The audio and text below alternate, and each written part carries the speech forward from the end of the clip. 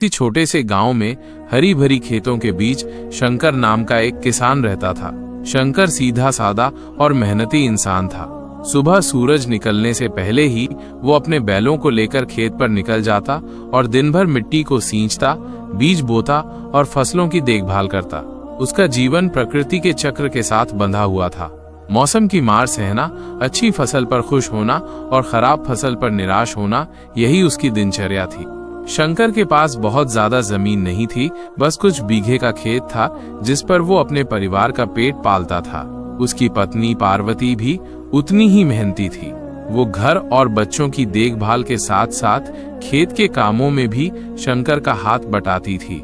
उनके 2 बच्चे थे, एक बेटा रमेश और एक बेटी सीमा। दोनों बच्चे भी अपने माता पिता को काम करते देखते थे और यथासंभव उनकी मदद करते थे। एक साल गांव में बहुत अच्छी बारिश हुई। शंकर के खेत में धान की फसल लहलहा उठी। उसकी मेहनत रंग लाई थी।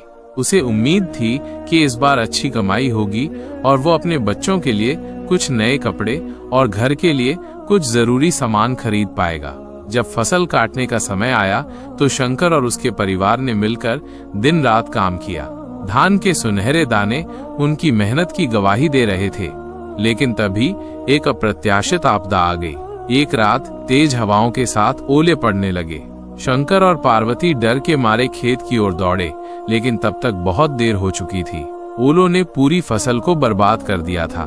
शंकर अपनी आंखों के सामने अपनी मेहनत को मिट्टी में मिलते हुए देख रहा था। पार्वती उसे ढांढस बंधा रही थी, लेकिन उसकी आंखों में भी आंसू थे।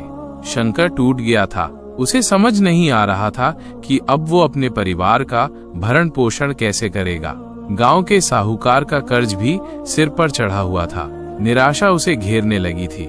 एक सुबह जब शंकर उदास होकर खेत की मेड़ पर बैठा था तो गांव के एक बुजुर्ग किसान काका किशन उसके पास आए। काका किशन ने शंकर के कंधे पर हाथ रखा और स्नेह से कहा, शंकर, दुख मत करो, ये प्रकृति का नियम है। कभी धूप होती है तो कभी छांव।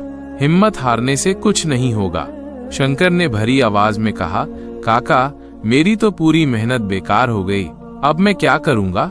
काका किशन ने मुस्कुराते हुए कहा, मेहनत कभी बेकार नहीं जाती बेटा। ये सच है कि इस बार फसल अच्छी नहीं हुई, लेकिन तुम्हारे हाथ में हुनर है और दिल में हिम्मत। मिट्टी माँ की तरह होती है, कभी नाराज होती है तो कभी प्यार भी बरसाती है। तुम फिर से कोशिश करो, अगली बार अच्छी फसल जरूर होगी। काका किशन की बातों ने शंकर के अंदर एक नई उम्मीद जगाई।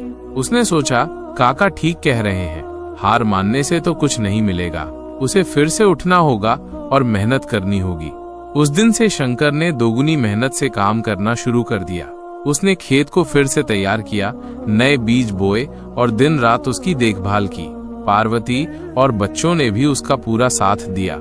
अगले मौसम में उनकी मेहनत रंग लाई। इस बार फसल बहुत अच्छी हुई। शंकर ने अपनी फसल को मंडी में बेचा और उसे अच्छी कीमत मिली।